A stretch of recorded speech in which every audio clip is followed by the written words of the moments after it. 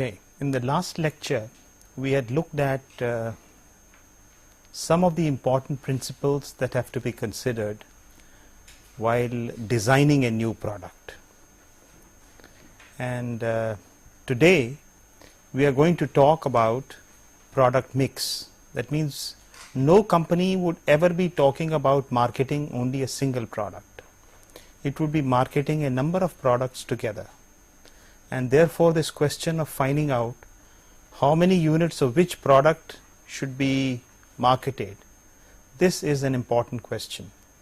So this is what we refer to as the product mix problem in the context of designing and introducing new products.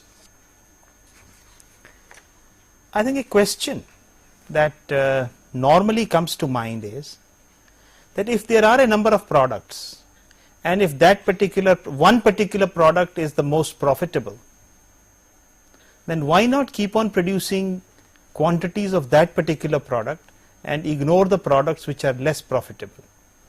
So this is the reason for this observation, that it may seem that choosing the most profitable product in large quantities would maximize profits.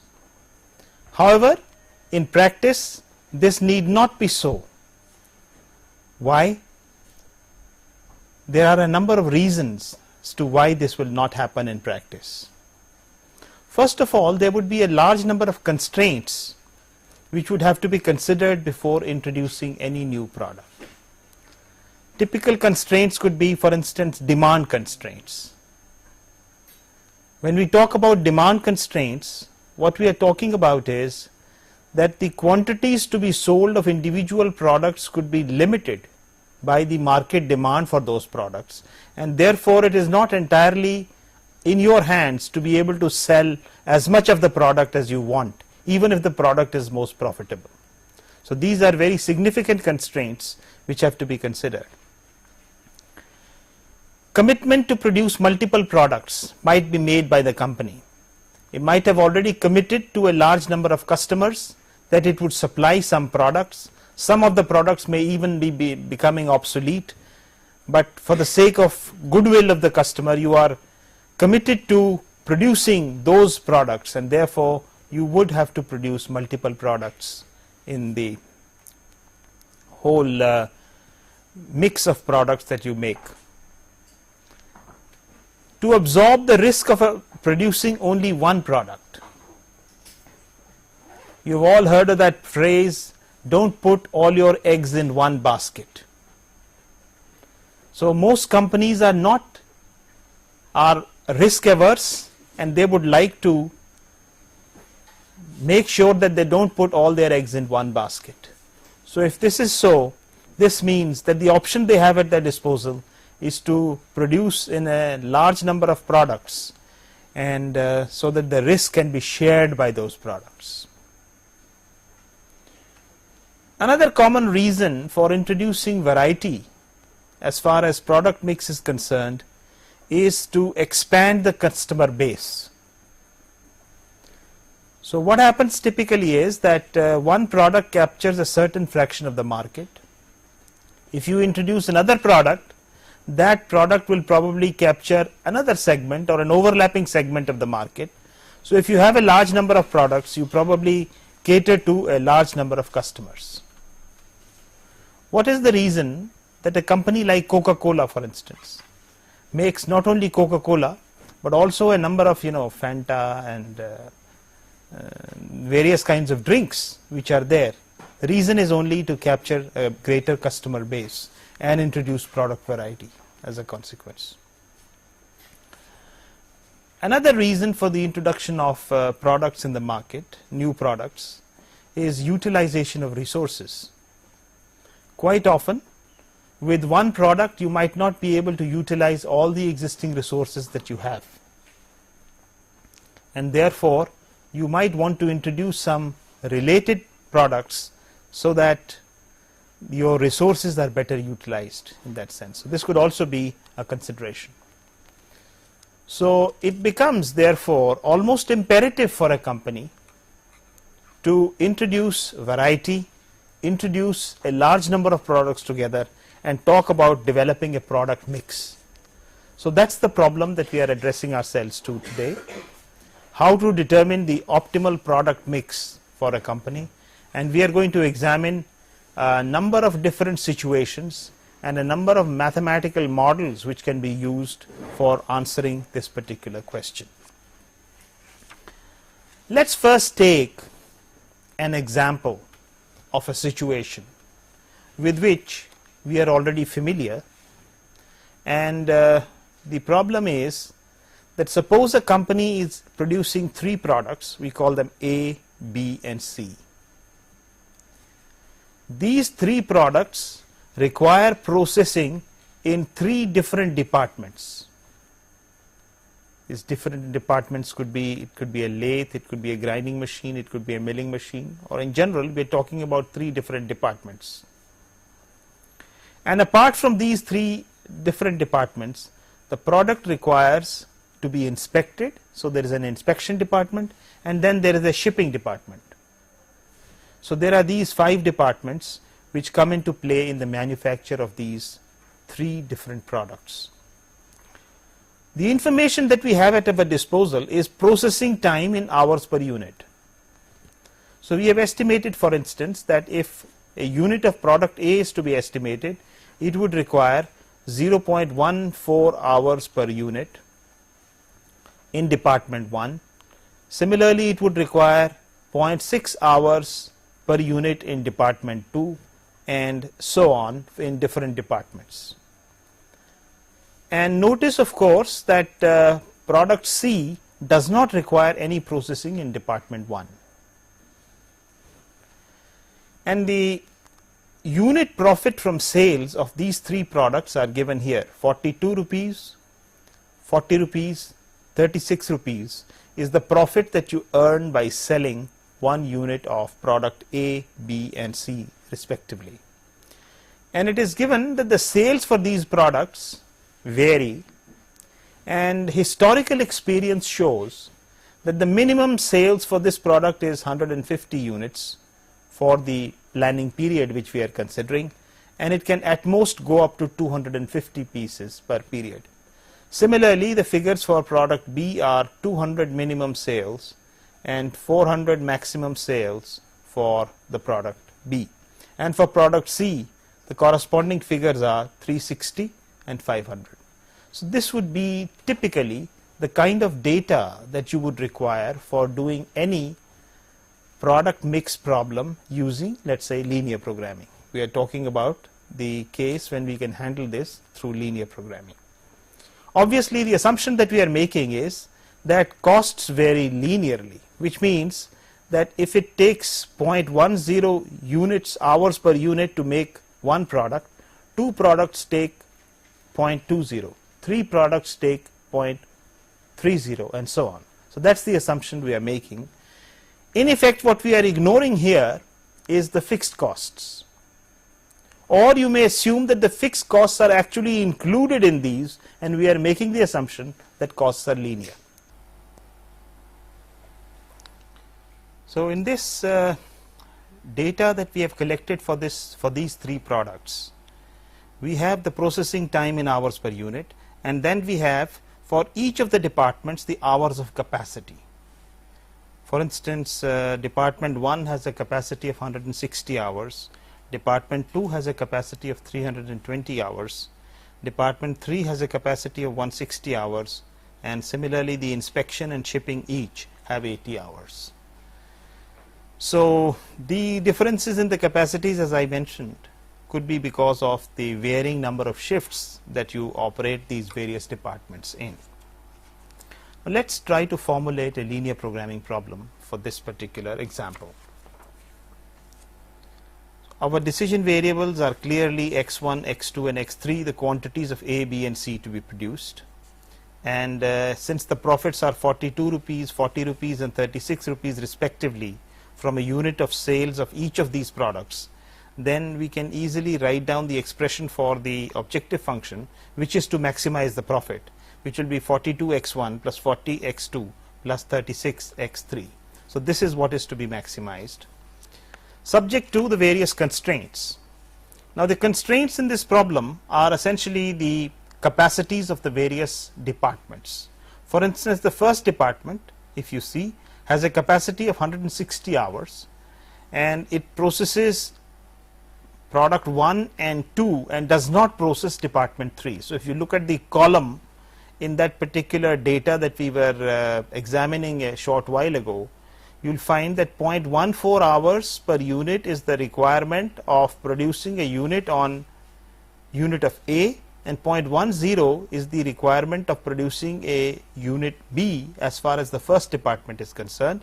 So, the total time required for the production of these items is 0.14 x1 plus 0.10 x2, and this should be less than or equal to 160, which is the number of hours available.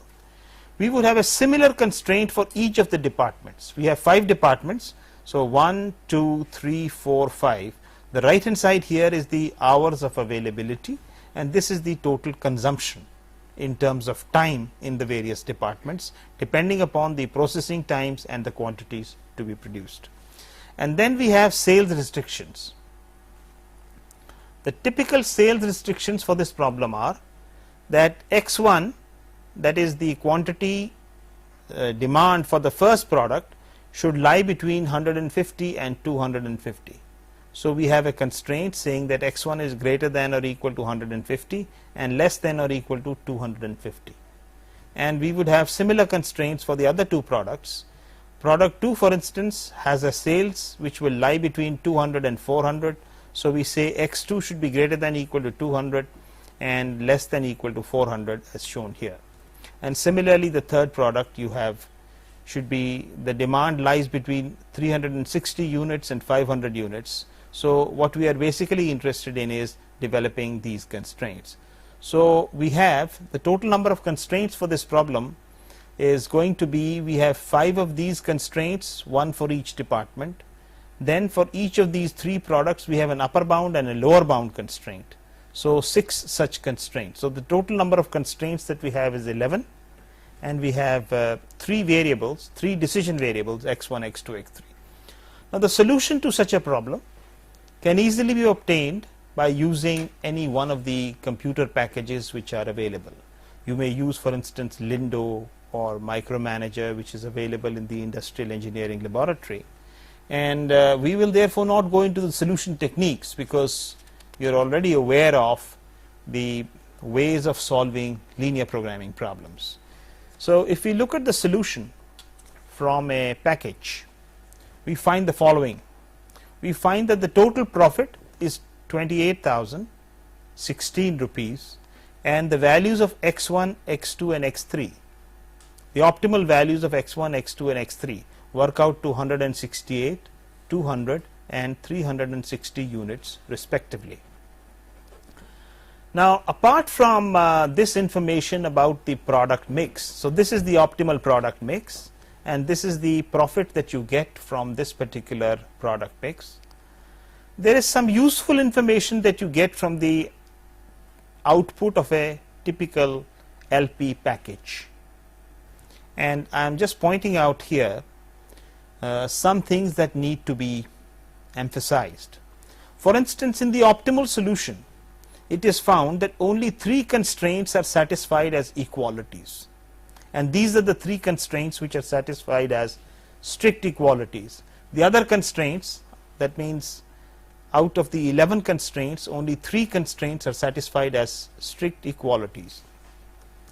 That means the left hand side is exactly equal to the right hand side, and so on. This particular constraint, as you can see, is nothing but the utilization of a particular department.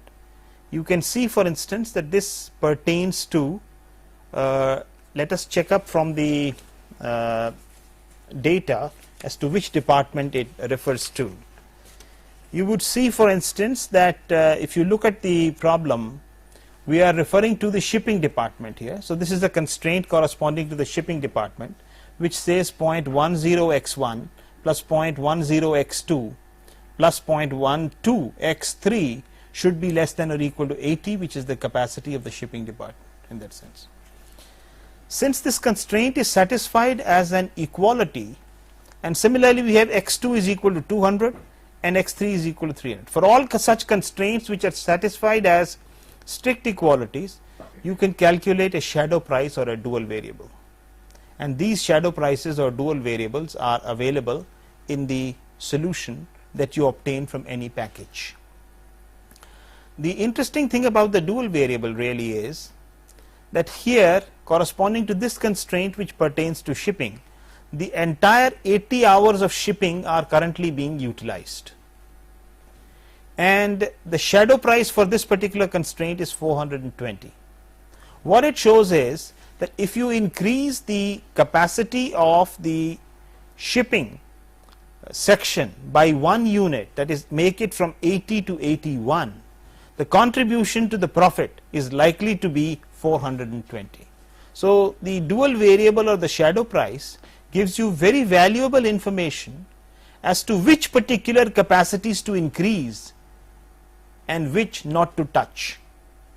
The other capacities which are all equalities at the which are all inequalities at the moment, they would not contribute to the objective function. For instance, this is being utilized fully, so increase in 1 unit will do.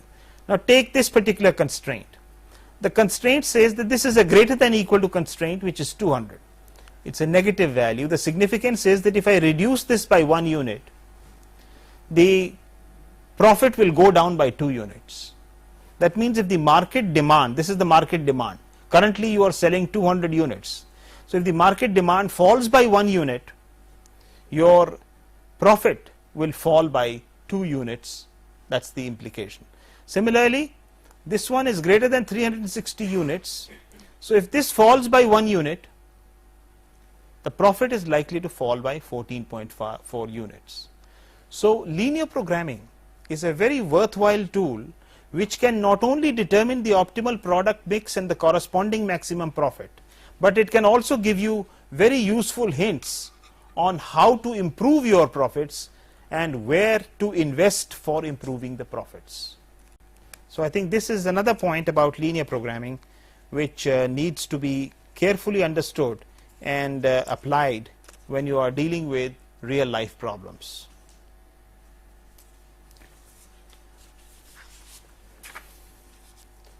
After having looked at the simple linear programming problem, in real life there can be a number of conflicting multiple objectives. So let us say that the same company which is dealing with the same 3 products has these 3 or 4 considerations or goals to consider. The first goal in the order of priority is ensure that a profit of at least 80% of the maximum profit is realized. 2, that you want to maximize the utilization of department 1. Department 1 has 160 hours of capacity. In the current optimal solution, the department 1 is underutilized. So they want to maximize the utilization of department 1 at a second priority. Third thing is ensure at least 20 hours of idle capacity in department 2. What could be the motivation for an objective like this? It may so happen that the company is interested in or is already committed certain capacity of this particular department to other users. So it would like to make sure that at least 20 hours of idle capacity are retained in department 2. And the fourth constraint is ensure that the utilization of department 3 is exactly 150 hours.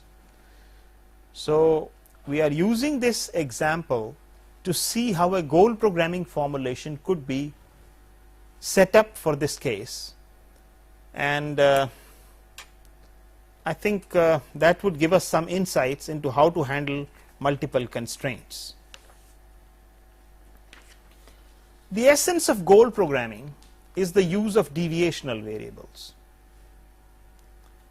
and what happens is that what is a deviational variable? A deviational variable is that if you set up a target for something, so this is my target. Now in an actual situation I might overachieve the target or underachieve the target. So we use two kinds of variables called overachievement variables and underachievement variables, denoted by D plus and D minus respectively, which tell you how to achieve the target. For instance, suppose you are aiming for getting marks of 75 in a particular course, and if you overachieve your target, for instance if your score is 90, you have overachieved your target by 15 marks.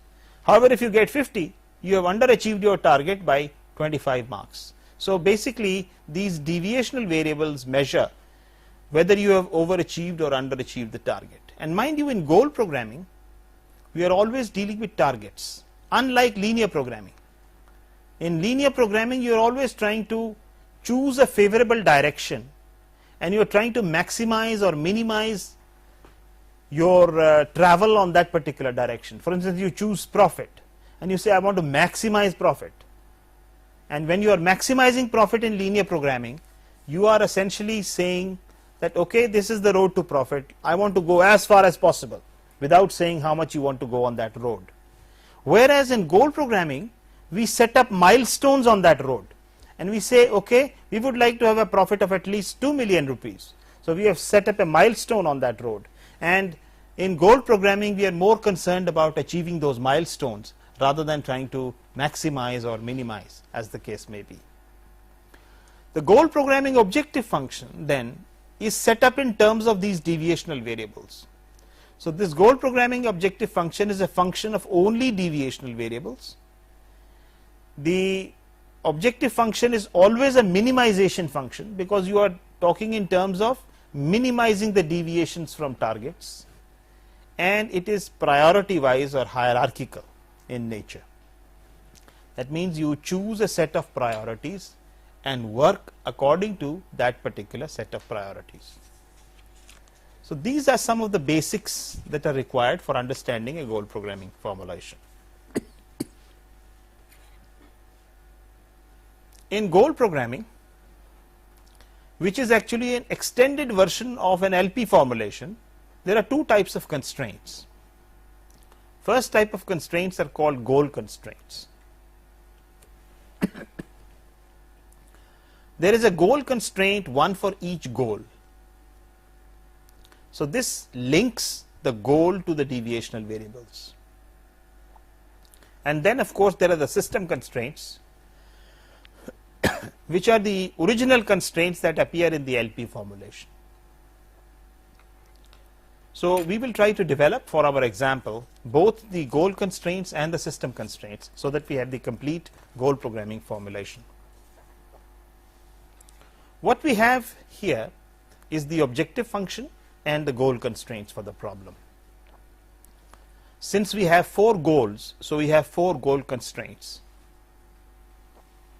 and the right hand sides here are the target values that we have set. We have set a target of 80% of the Z max. Z max is the value that you obtain through the linear programming problem. And then what you notice is that we have, this is the total profit, this function, minus the underachievement, minus D1 plus D1 minus. That means minus the overachievement plus the underachievement should be equal to the target, and exactly similar considerations apply to the other 4. For instance, here this is the total hours consumed in the first department minus the overachievement plus the underachievement will be equal to 160. So this is the same concept, that you can either overachieve or underachieve, you don't know. That's why we have both the variables. And remember, these variables are such that only one of these variables will be in the basis at an optimal solution.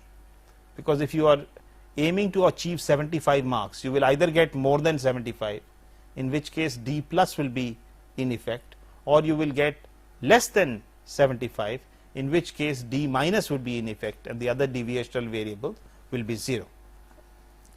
So we write down these deviational variables corresponding to the first constraint, the second constraint, the third constraint and the fourth constraint, and we write these, and these are nothing but the goal constraints.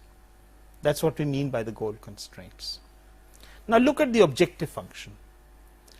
if your objective function, the P1, P2, P3, P4 refer to the priority levels.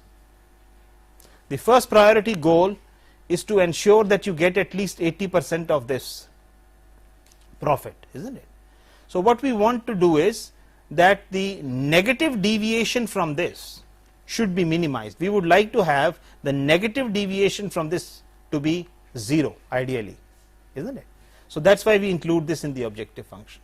Similarly, the second one, we want to maximize the utilization. Now maximum utilization possible, as you know, is 160 hours, and plus is if you overachieve it, minus is if you underachieve it. So D2 minus is what you want to minimize. So D2 minus is taken in the objective function. Similarly, P3 is we want to, again, this is the utilization of the third department, and what we want to do is we want to minimize this underutilization of this particular department. And what we have done is, you know, the capacity was 320. We have already subtracted 20 units, so that we had our target performance for this particular utilization of department 3 is only 300 hours, after accounting for 20 hours of idle time which we wanted on this particular department. So then you want to minimize D3 minus, so you have this. The fourth priority goal was that we would like that in the fourth department the exact utilization should be 150 hours. So this is a situation where you would like to minimize the sum of both D4 plus and D4 minus. So when you are exactly trying to achieve a goal, this is the mechanism that you adopt for ensure, because when both of these are 0, then this will be minimized, and that would mean exact utilization of 150.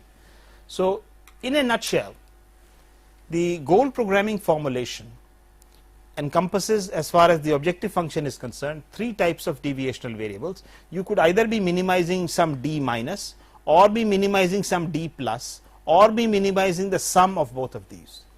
So it all depends upon whether you want to minimize the overachievement or the underachievement, or you want to exactly stick to the goal. So you will have this. So this is our objective function. And then the goal programming problem will be now complete if we add to this the system constraints. The system constraints are the same constraints that we used in linear programming.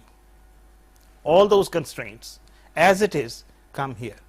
So now the problem is complete. We have a goal programming objective function, we have a set of goal constraints and the system constraints, and we can use this to solve the problem.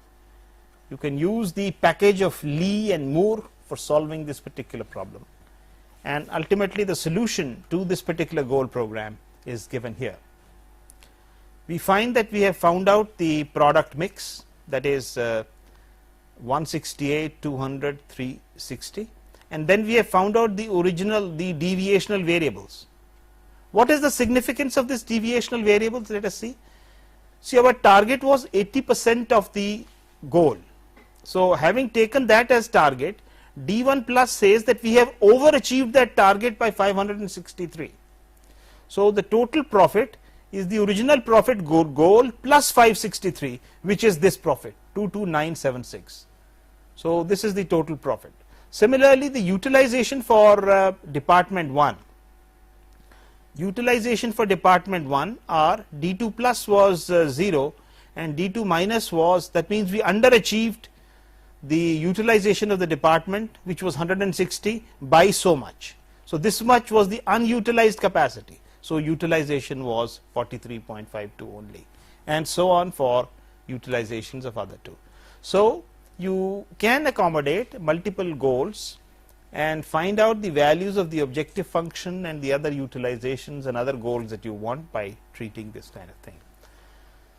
So goal programming is basically, as I said, an extension of linear programming in which we could accommodate a variety of goals and solve the problem. Let's look at a third problem in the context of the product mix. Let's look at this problem of what we call the unconstrained stochastic product mix. So far we have assumed that the product demands are deterministic. Now if we assume that the product demands are not deterministic, but they are probabilistic and maybe follow certain probability distributions, how are we going to determine what is the optimal product mix in such a situation? Just to keep the problem simple, we will consider the following assumptions. We will make sure, we'll assume here that there are n different items. These n different items have uncertain sales potential. That means we don't know exactly how much each item will be able to sell, and the demand for an item is a random variable with a specified probability density function. That's what we will assume, okay? And this would be something that would come to you from experience, right? You would know, for instance, that if you have been selling every day say certain medicines, the chemist knows that the demand for crocin is like, daily demand for crocin is likely to be anything from 10 to 400 maybe, depending upon the season, right? Whatever it is, and you could probably fit some suitable distribution to that. And we'll assume that it's a short duration sale, just to simplify things so that we don't have to consider other types of costs, and there is no opportunity to reorder. Let me give you some examples of this situation. For instance, if it is known to a company, suppose a number of companies are preparing for setting up an exhibition at Pragati Maidan, and this is going to be a short exhibition of, let us say, 3 days or 4 days, and they want to keep different items for sale, and each item has a probability distribution for sales. That's what we're trying to say. So what the question that we're trying to address is, how much of each item should this company stock in the sale such that its expected profit is maximized, right?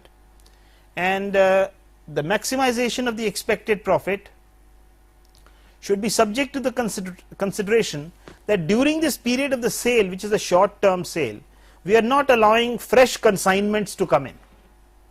That means whatever they have brought in the beginning, only that. So either they will sell everything, or they will have shortages, as the case may be, but we are not allowing for new replenishments during this period. That's it, okay?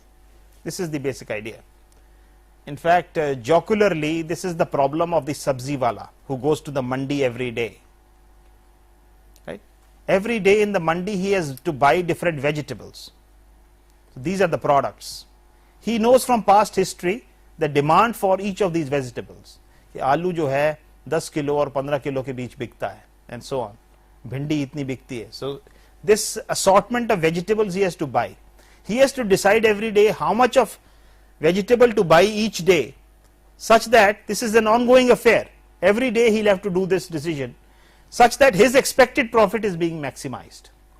And once he brings the sabzi to his shop, he will not be able to go to the mandi during the course of the day to bring additional sabzi. So we are basically talking about that situation. So this is the second example. The third example that I can give you is, for instance, take the case of perishable commodities. All perishable commodities like medicines, foodstuffs, they have a shelf life. So a typical supermarket might be interested in finding out the quantities of different items to stock for a certain period, such that their expected profit is maximized, assuming that there are no further replenishments during that period, because the replenishments from a chemist or something generally come only on a particular day, on Mondays, when the supplier comes and gives you the supplies, in that sense. So this is the kind of scenario that we're trying to model here. So let's look at this problem. Let's first introduce some notation to formalize the problem. Let's say xi is the initial stock level of item I. So this is our decision variable. We won't need to find out how much of each item to stock. Ci, small ci, is the unit procurement cost of item I. Ri is the unit selling price or the revenue that you get if item I is sold during the sale.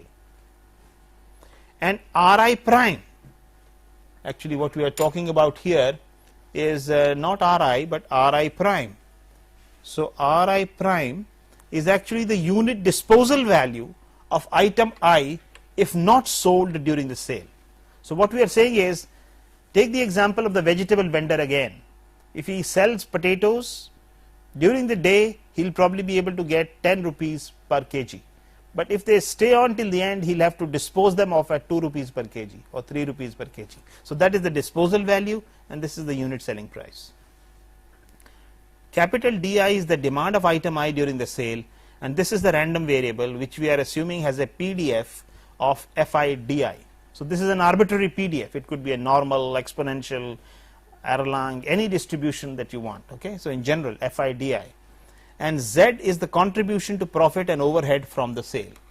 That means our objective function is this Z, but Z is a random variable, so we'll talk about the expected value of Z, and that is what we are interested in maximizing for this particular case. Let's try to do a bit of analysis. For a given set of stocks that you have of different items, which is x1, x2 and so on up to xn, and a given realization of demand, which is d1, d2 and so on up to dn, the quantity sold is denoted by S, which is a function of xi and di. Obviously this quantity sold will be the minimum of xi and di, isn't it? Suppose I stock 20 items and the demand is 50 items during the day. I will be able to sell only what I have, so it will be only xi, right? However, if I have 100 items and the demand is only 20 items, then I will be able to sell only 20 items. So the demand is always, the quantity sold is the minimum of xi and di. And what will be the quantity remaining at the end? This is nothing but R, which is again a function of xi and di, and this quantity will be the maximum of xi minus di comma 0. Because if you have 30 items in stock and the demand is only 10, that means 30 minus 10, 20 items will be basically remaining at the end. On the contrary, if you have 20 items and the demand is 50, more than what you have, then all the items will be sold away, there will be some unsatisfied demand, and you will therefore not be left with any quantity, which is 0. So the payoff from the sale is nothing but the summation of I is equal to 1 to n. That means summation for all the products for I is equal to 1 to n of, this is the revenue that you get by selling the item. So revenue multiplied by the quantity sold, plus this is the Ri dash, which is the disposal value, multiplied with the quantity remaining, and this was your cost minus Cixi. Okay, so this is the payoff from the sale Z. Because demands are a random variable, Z is also a random variable, and therefore our consideration is to find out the expression for the expected value of Z, that is Ez, which can be found out by integrating this function over all possible values of the demand. So what we do now is, we say that the expected value of Z is the sum from I is equal to 1 to n. We have this entire expression, integral from 0 to infinity for all possible values of demand. This is the revenue that you earn from sales, this is the revenue that you earn from the disposal of the items, into FD, which is the FIDI, which is the PDF multiplied with DDI. So this is the integral which you have to evaluate here, minus Cixi, which is the cost of the item.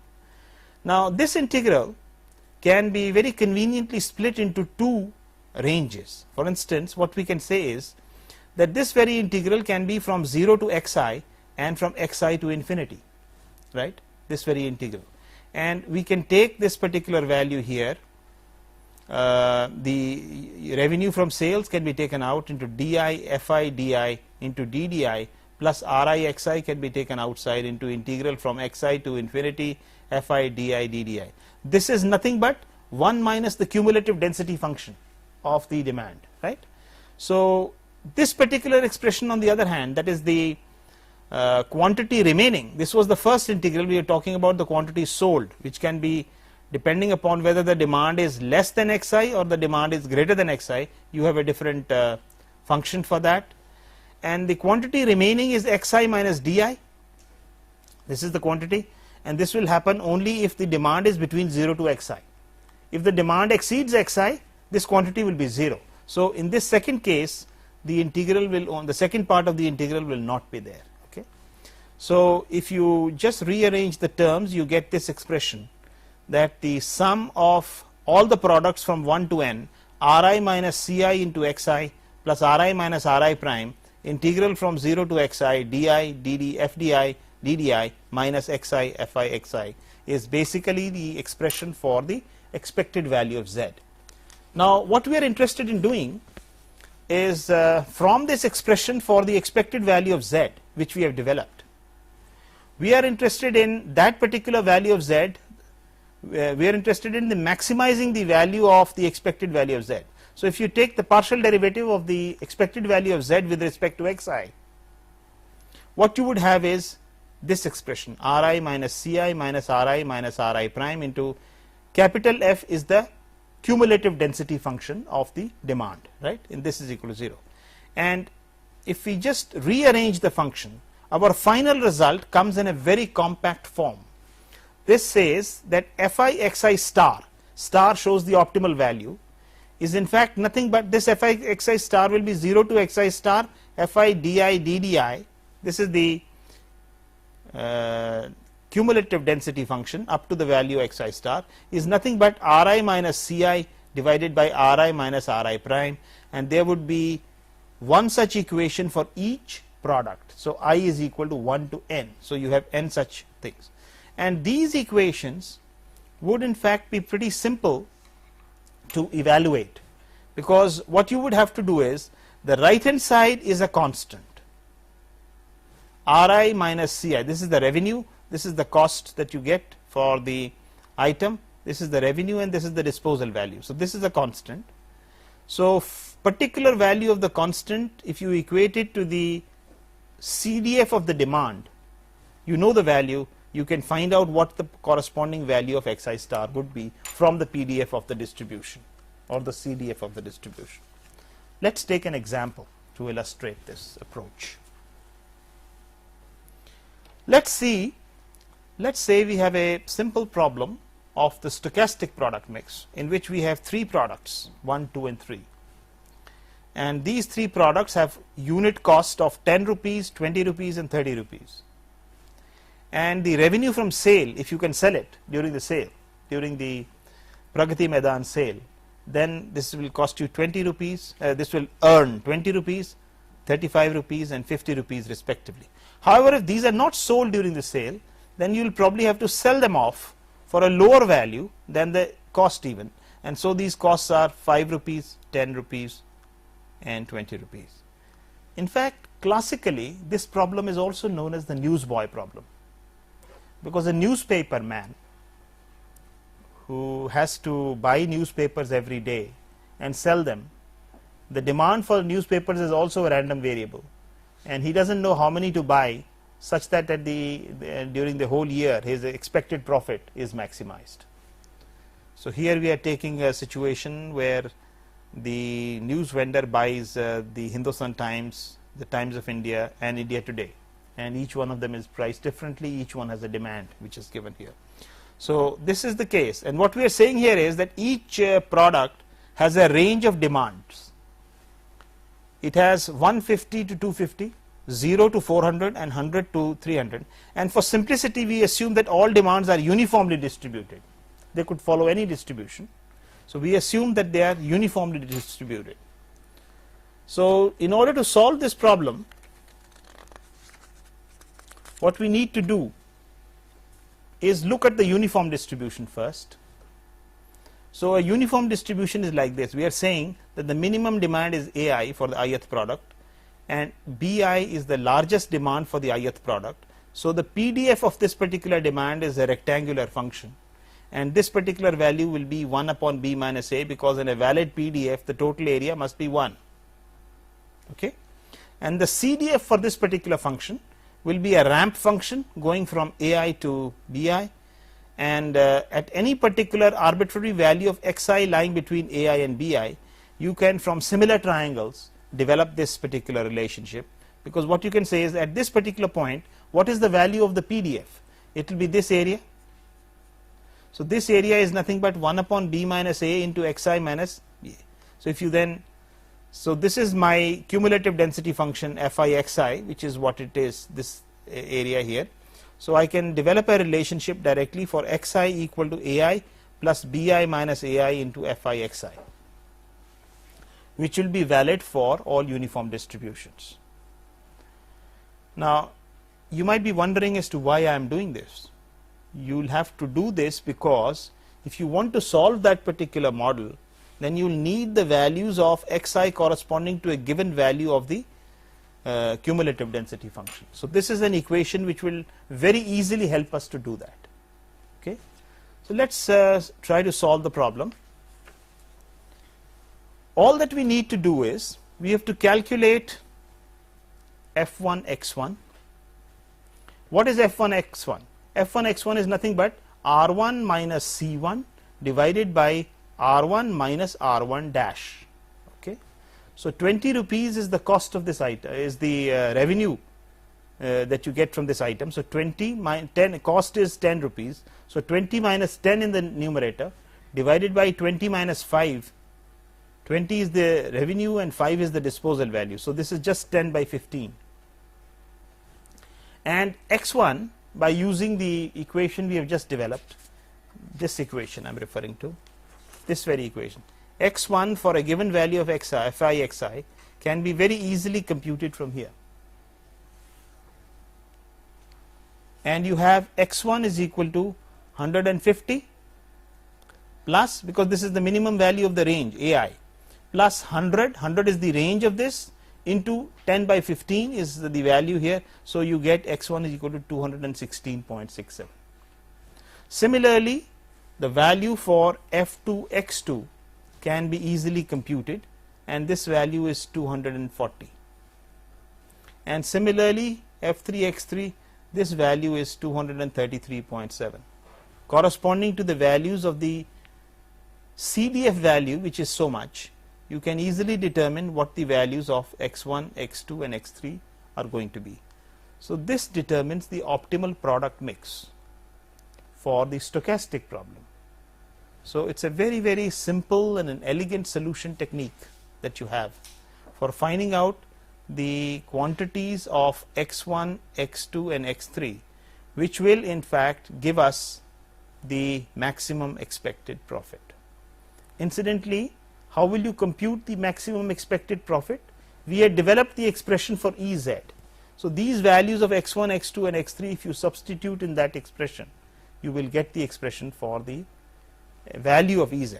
Another interesting thing that can be computed from here, and which is of practical significance, is that if you buy 216.67 items and each item costs you 10 rupees, then the total investment in purchasing item A is so much. The total investment in purchasing 240 units of this particular item is 240 multiplied by 20, which is 4,800. And finally, the third thing is, if you purchase 233.37 items and your cost is 30 rupees an item, your cost is going to be 7,000 rupees.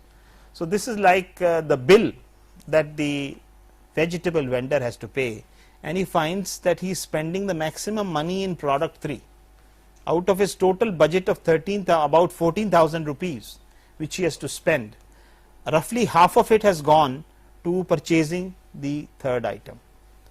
And now, so these are very useful insights that you can get into determining the optimal product mix under a situation where the demands are random variables in that case.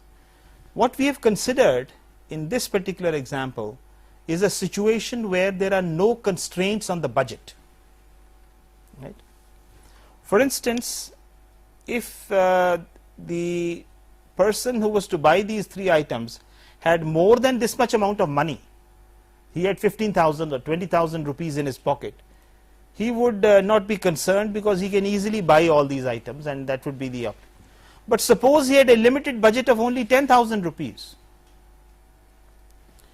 If he had a budget of only 10,000 rupees, he would have to curtail some of these items so that everything is confined to his budget of 10,000 rupees. So that would be the case of a stochastic product mix with a single budget constraint. We have not addressed that problem. That problem will be addressed in the tutorial classes. But what you can see is that ultimately what will happen is that you will have to cut something everywhere, and how much you cut at each of these places is actually determined by the process of optimization.